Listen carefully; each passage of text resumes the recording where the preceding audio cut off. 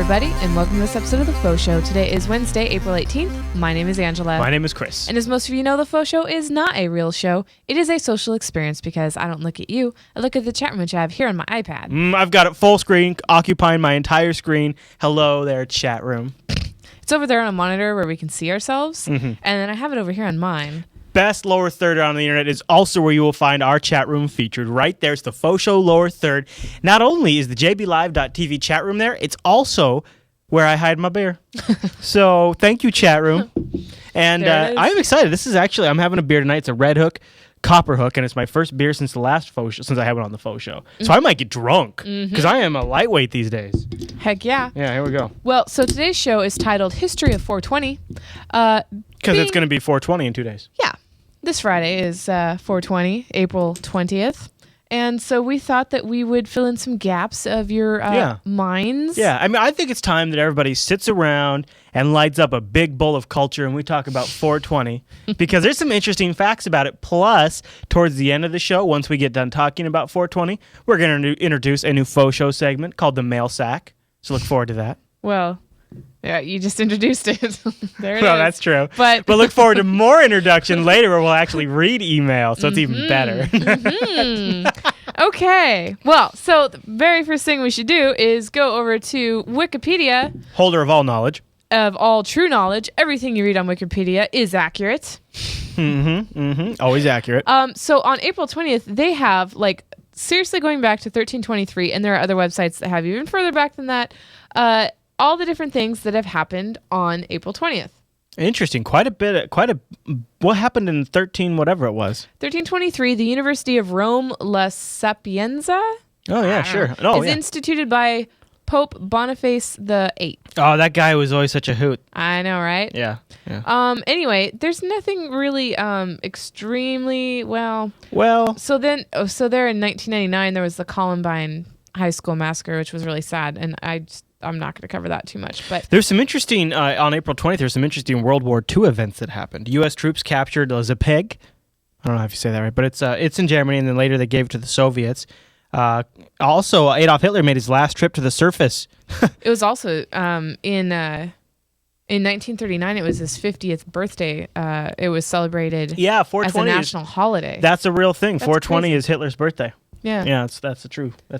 That is really crazy. But for all in all, there's also some Apollo 16 for Mars base. There's also Apollo 16. Apollo 16, commanded by John Young, lands on the moon. There's also check this out, important for the Linux Action Show. Danica Patrick wins the Indy Japan 300, becoming the first female driver in history to win an Indy car race. Nice. There you go. Right?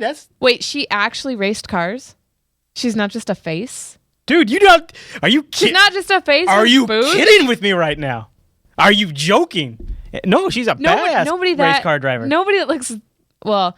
That's why she's the GoDaddy spokesperson, because she's a badass race car driver who's good looking. Anyways, dude. Isn't she afraid of breaking her face? No, she's hardcore. She really is. There was this great clip we played on last where she got in this gnarly accident. I mean, she just her car got thrown all over. It was great. Great. Yeah. Interesting. Yeah. Well, so then this Wikipedia page also has... Never heard of it. I know. Wicca what? We haven't even talked about it yet. Has births and deaths. Yeah. And, I mean, I'm browsing through the list, and nothing Star Trek related jumps out at me, so obviously I'm not giving a crap. Right. Right. Well, there is one thing that it mentions, that it is in the United States, 420 is a U.S. holiday. Let's see. It's a U.S. counterculture holiday. Now, that's interesting. What's a counterculture holiday? It is a sociological term used to describe the values and norms of behavior of a cultural group or subculture that run counter to those of the social mainstream of the day. Oh, okay. So people that go against the grain or do something that is in the minority that the majority disapprove of. And that's just in general celebrated on 420? Yeah. Yeah, and there's Wikipedia again. Who knew? Here we go. Counterculture. Has a bunch of different things listed here.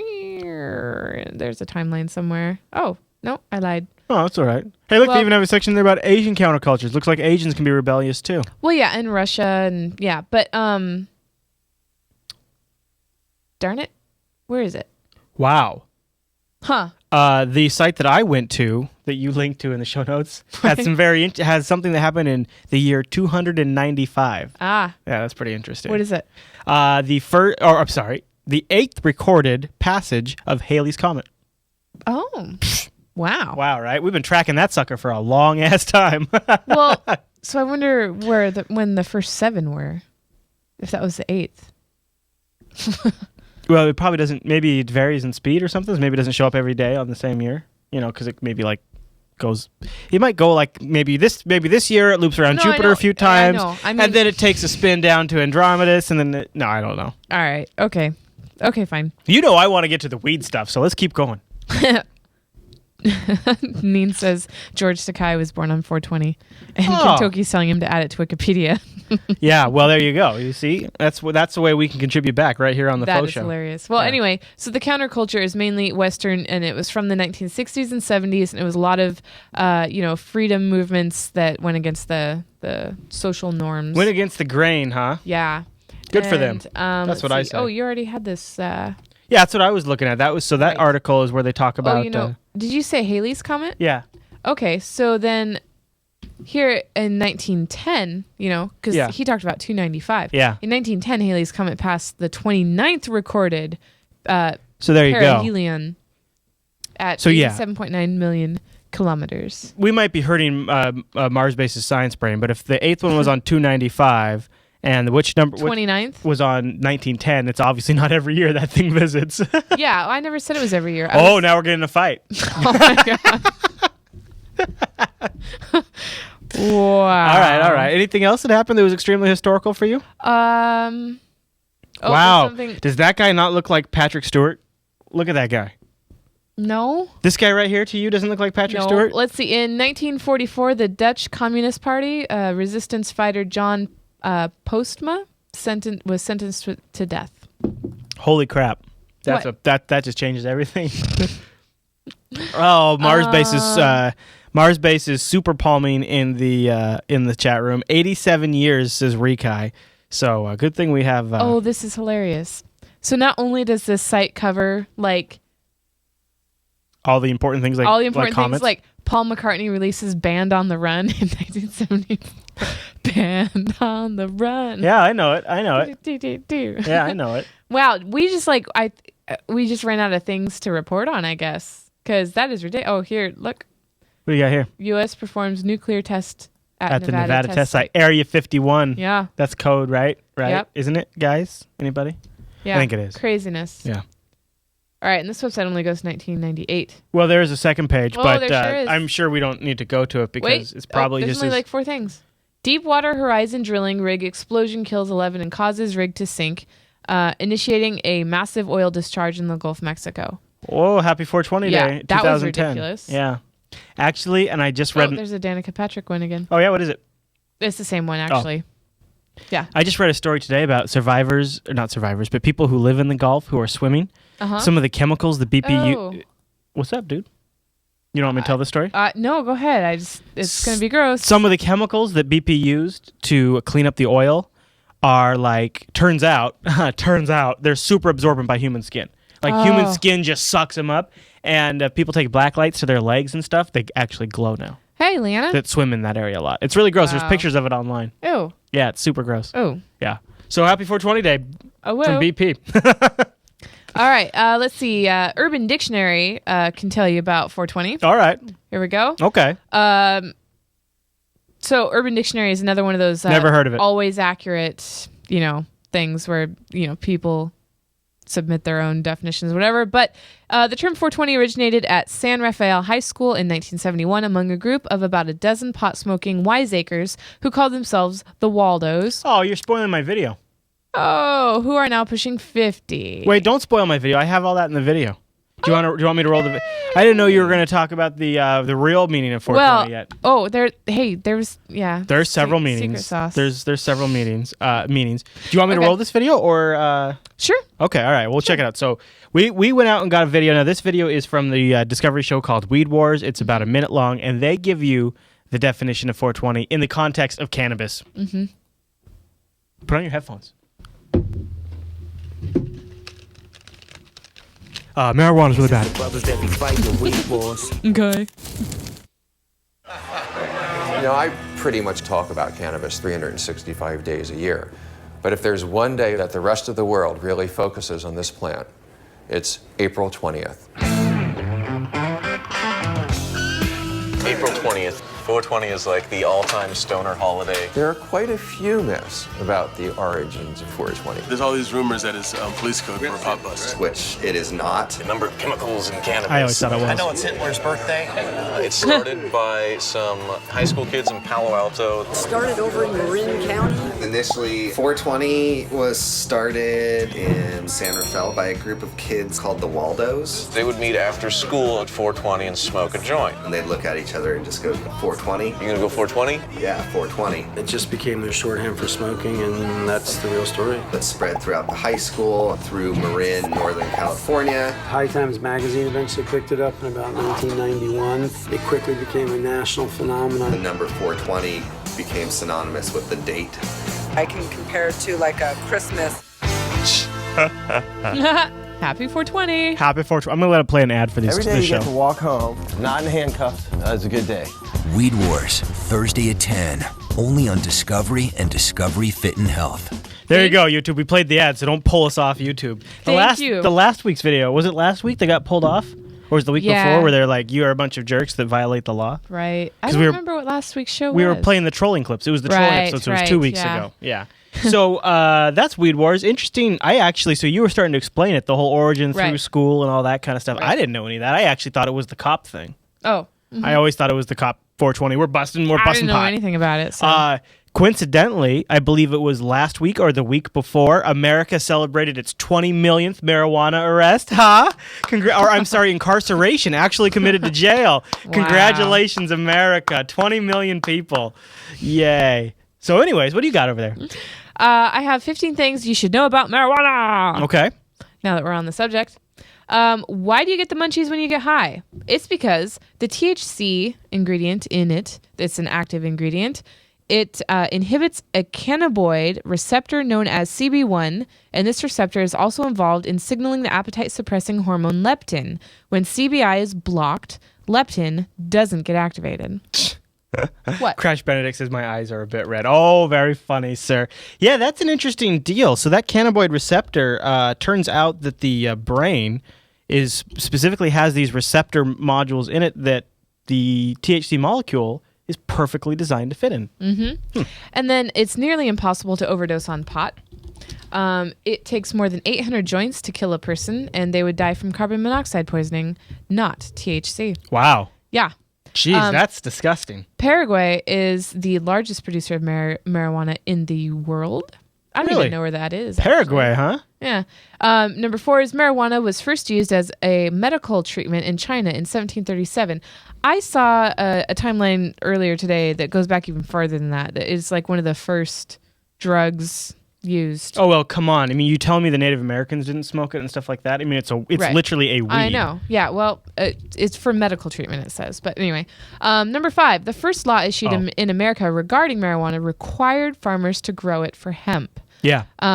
Colonies grew the hemp plant for clothing, sails, and rope. Why they stopped doing that, I have no idea. I mean, they still do a little bit, but lobbying from but I mean, it's such a flaw in our history. Well, what's interesting is how. So a lot of people don't know this. Does it give you the year of that law that passed? Because it's more recent than people actually think it is. It's like 1913 or 1920 or something like that. So the way it was originally introduced is that was the first law. So that was the first law to take away access to marijuana, and then there was more laws that passed, and there were more laws that passed. So it was sort of ramped up. At the time when cannabis became illegal, it was so commonplace that they actually had to commission the New York Fire Department to go out and chop it down because it was just growing all over the streets of New York. Oh, cool. That's how common it used to be. Right. It actually, number 6 says George Washington and Thomas Jefferson both owned hemp farms, and Jefferson drafted the Declaration of Independence on hemp paper, which is pretty cool. Interesting. Number 7, in America, marijuana is the number 4 value crop and generates a $36 billion market. Now, $36 billion? Yeah. I know. And it's the number 4 crop. Like, first of all, where is it being grown? I'd like to know. Well, I'd like California. To know a what lot state of it. is the best state to grow it in? Probably California. And number 2, if they would just legalize it, Hawaii? It would be so much more money than that. Oh, I know. It would be ridiculous. Well, and it's not, see, that's just the crop, but there's a huge accessories. You know, you got bongs, you got vaporizers, you got all the stuff that people buy. Yep. I mean, it's a huge industry. Yep. All right, number 8, American history of marijuana. Here we go. Yep.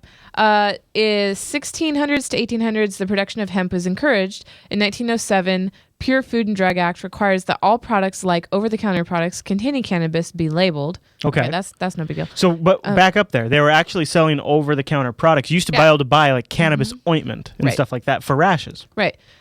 Because it's so good for rashes. In the 1930s, because of the General Depression,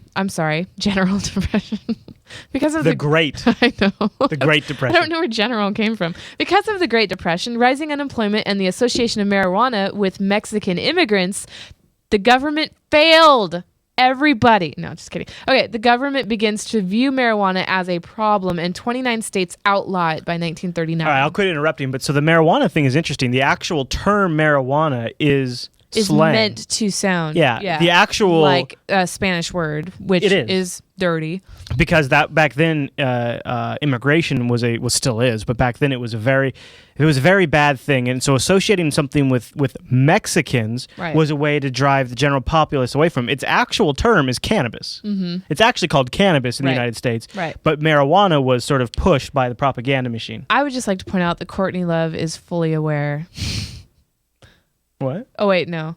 Well, anyway. This is a little out of order, but is it okay? Yeah. Okay, so I'm going to finish this though. Well, this came out in the 1940s, and you're in the 1940s, so this might be perfect. So I'm sorry, 1930s. So you might have heard of this video called Reefer Madness. It's a kind of a longer video. This has been distilled down to 1 minute and 7 seconds. Okay. This was a propaganda video paid by the United States government to scare people away from marijuana. And according to this video, if you smoke marijuana, you become a murderer. I'll play it for you.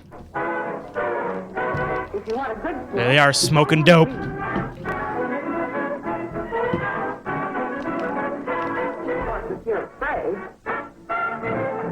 You're not afraid, are you? Oh, all right, I'll smoke dope. I know you like that. Really, you will. Just take a puff of it. Just take a puff. Uh-oh, they got a little crazy after taking a puff. Oh, woo! Uh-oh, they're getting a little crazy. Oh, I thought they were making out. No. Now he's hitting people. Uh-oh. Did he rape her? What's he doing? Oh, my gosh.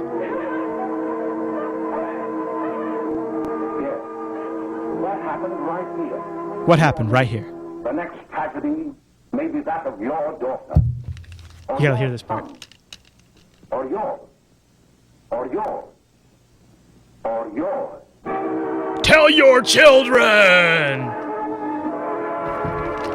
Oh my goodness. So that was directed towards parents to scare them, to scare their children, and that's kind of how it started right there. You know what's funny is that of all the people that I've seen high, I've never seen them do that.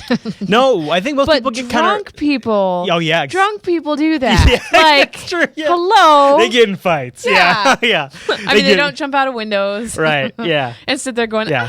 Like Tyler says, it's like the opposite of what actually happens. Yeah. Yeah, it's so funny how far off the propaganda can be. And that is really funny because, like, a lot of people that smoke weed, they just stay at home and, like, away from the general population. Right, and just keep to themselves and snack. And eat. Yeah. Like, so... Okay. I know. All right, so keep going on. In the 1940s, reports and studies showed that marijuana is significantly less dangerous than previously suspected, providing no link between pot and violence, sex crimes, insanity, or addictions. That was in the 40s. Wow. Yeah. Moving on, though, we have to keep making sure it stays illegal. Right. In 1970, in 72, actually, the Schaefer Commission recommends that personal use of marijuana be decriminalized. Nixon rejects the recommendation. In response, 11 states decriminalized marijuana, and nearly all of the states reduced penalties associated with it. In the 1990s, California legalizes the use of medical marijuana for patients suffering various diseases, such as AIDS. So that's the end of like the timeline. Yeah. Number 9, where is marijuana legal? You know, I don't know how recent this is, so I'm just going to skip that part. Okay, that's probably good. Cigarettes versus marijuana versus coffee. Cigarettes have 50 carcinogenic chemicals. Marijuana has about 50 carcinogenic chemicals. Coffee has 16 carcinogenic Now, see, that's if you smoke it, but like if you vaporize it or something like that, Right. then there's no carcinogen. But the little like caveat is that studies show that smoking marijuana, even heavily, does not increase your risk for lung cancer. No. In fact, some studies show it actually reduces risk. Cigarettes have a 90% addiction rate, while marijuana is even less addictive than coffee. What? Yeah. Wow. Well, yeah, you know, a lot of people say marijuana is not addictive at all. I would say your litmus test to if you are informed or if you only understand, if you've only been taught propaganda is that fact right there. Mm-hmm. I worked with a guy who was convinced that marijuana was all of these horrible things, and it's interesting because the reality is it's not what we've been told. Mm-hmm. I mean, yeah. Right. There's been quite a bit of studies that show it's not addictive. I think what's addictive about it would be the habit. Well, yeah. Yeah. I mean, because that seems more addicting than Right. anything. Yeah. Right. All right, number 11. You can only get high off the dried leaves of the female plant. Male plants are only used for fertilizing the female plant, which I think is interesting. So for every plant, for every one plant, there's another plant to go with it so that it can be fertilized. Yeah, they have mates. It's so weird. It is weird. You're All right. Number 12. Weed was used as a truth serum by the U.S. government during World War II. What? Yeah, it was spiked in cigarettes and given to detainees Here, have a smoke. to have them release intelligence. Yeah. Relax yourself. Let's become buds and tell us your secrets. Yeah. Want a burrito? Tell me your secrets. Number 13. You should vaporize weed instead of smoking it. A vaporizer heats up the weed nearly boiling, releasing the THC but not burning the weed, so you can get high without inhaling the harmful smoke. There you Which go. goes back to the whole Carcinogens and stuff like that. Yeah, right. that's and how the you do cancer. that. Yeah. Yep. And I think a lot of people who are getting recommended medical marijuana are being recommended they vaporize it because of that reason. Right. Or eat it. You can eat and it you too. can buy vaporizer stuff without a medical marijuana prescription. Oh yeah, sure. And legally, I think, right? Sure. Yeah. Number 14. The name marijuana is of unknown Mexican-Spanish etymology. It replaced cannabis and hemp in the 1930s. There you go. All right, number 15, the last one. The record for the world's largest joint had 100 grams of weed in it. I have no idea how much that is. We've mentioned this before on the show, but hemp and cannabis, the part that's THC, are two different things. We actually have hemp milk in our house. We drink hemp milk. Our kids drink hemp milk. It's a big part of our daily lives. There's hemp clothing. There's hemp rope. There's hemp soap. There's hemp paper. Hemp butter. It produces while hemp is growing, it produces an ton of oxygen. It's one of the most efficient little. We have the hemp hearts, the seeds. Yeah, the hemp. yeah, like they're like Costco granola. sells for salads. Yeah. All right. This is an infographic that may only apply to people that know something about. I'm sure our audience probably knows something about it. I got a voicemail of somebody I think who knows something about it. Oh, wow! That's for people who like the ladies and they like bongs. Yeah. Well, I'm not sure what happened there. Here, put us in the Betty White space. No, put us right here in the Betty White space. There you go. We can't do it. It doesn't work like that. Yeah. Sorry about that, Chief. There you go. Yeah, zoom in, and then you only reveal part of the. Yeah. There you go. Perfect. Okay. Then you only get part of it anyway, so we don't reveal too much. All right. So these are the top 25 medical marijuana strains. Sour diesel. For March 2012. Yeah. What? Nothing. Sour diesel, Blue Dream, Blueberry, OG Kush, Durban Poison, I guess, Bubba Kush. But anyway, look at those numbers. I like how GDP. Much was sold, money spent. How do they know that? I don't know. All that that's got to be medical.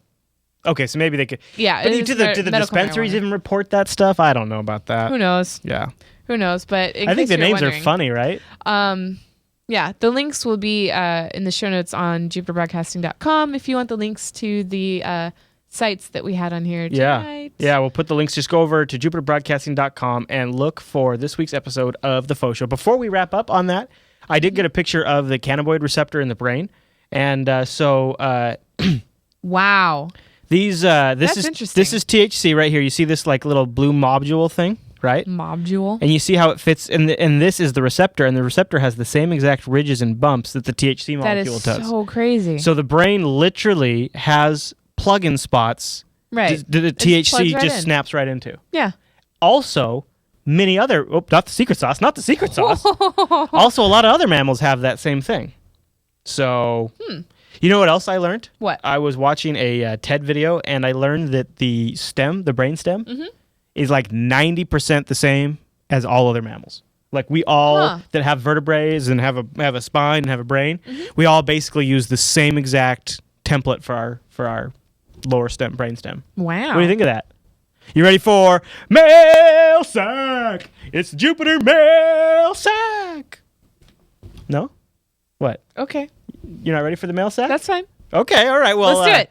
Okay, so we got one email this week. This is fun. So the mail sack is not just stuff that was sent to the FauxShow, though you totally can email the FauxShow. Yeah. But we just figured because this is a good community show, we get a lot of people who watch this. They'll watch all of the other shows. So this would be a good spot to cover some of the general email that we don't get a chance to respond to directly or on a particular show. This first one comes from the My Realm team. Hey, guys and girls, because, well, you're here too. Yeah. Our team is working on a new project called My Realm. We think you'll like it, and we believe you should know about it because a lot of it was inspired by Lass and TechSnap. We don't have the money yet for advertising, so it's just a side project, but we want you to know about it, and he's going to hook us up with a private beta. Here's what he says. My Realm is essentially a cross between roaming profiles, that's a Windows thing, iOS, portable apps, and Dropbox. Everything from your entire profile, no matter the OS, is synced from the data, program settings, all accessible and can be used online via a web browser or a mobile app. So think of like something akin to Dropbox that you install on your computer, and then every computer you go to, you install that same thing, all of your settings sync down. All your mail program settings, all your instant messenger settings, all of that stuff just syncs down automatically. So he says that him and his team are working on that, and it's going to be called My Realm. Mail sack, the Jupiter mail sack. I tried to get Cheese to put an E in that mail, but he wouldn't. All right, bust out your headphones. We'll listen to some voicemails. Yeah. Right? So this first voicemail that we got is from Rob, and this represents a very common voicemail that we receive here at Jupiter Broadcasting. Let me play this for you right now. This is probably something you guys normally do, but my name for STO is Rob at JHIN the Great, and I'm having a problem with mission of Bajor. Okay. The part what is it? Shit. What? What was that about? Subspace Fireworks. It's glitched out, and there's no GM trying to help me with it. So I would, appreciate any help you guys could help. You could throw my way. Okay, well, see, what you had there was Rob trying to get technical support in the video game called Star Trek Online. Rob, we here at Jupiter Broadcasting are unable to help you with your Stowe account issues, but thank you for your call, and hopefully you get that resolved. All right.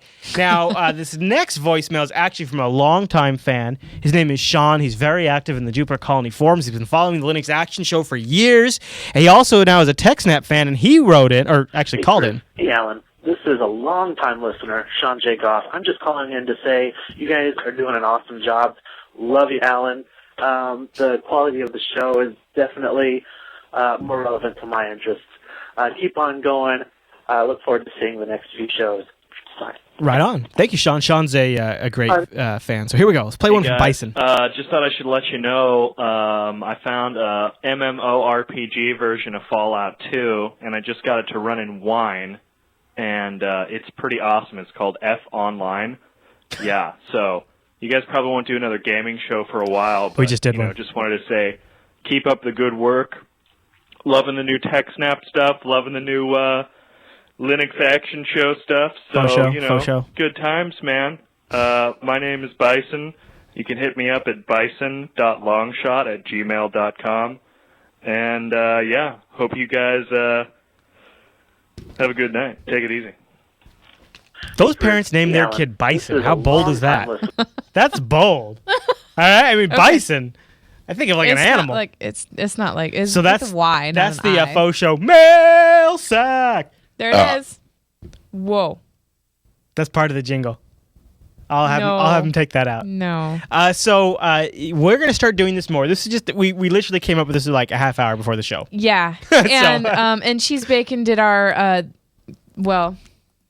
did this. Mail sack. And so voicemail us at a number that I don't have readily available. It's in flux. Email us. Do people want to do voicemails? People want. I've gotten emails saying, "Hey, I'd really like to be able to call into the Faux Show." Really? Yeah. Because we could do a Google Hangout right now. But if just one person does it, you know how it happens. Yeah. We say, "Okay, call us," and then nobody calls us. Well, or everybody says, "Hey, I really want a T-shirt, a Jupiter Broadcasting T-shirt," and then we've sold 10 ever. Really? Yeah.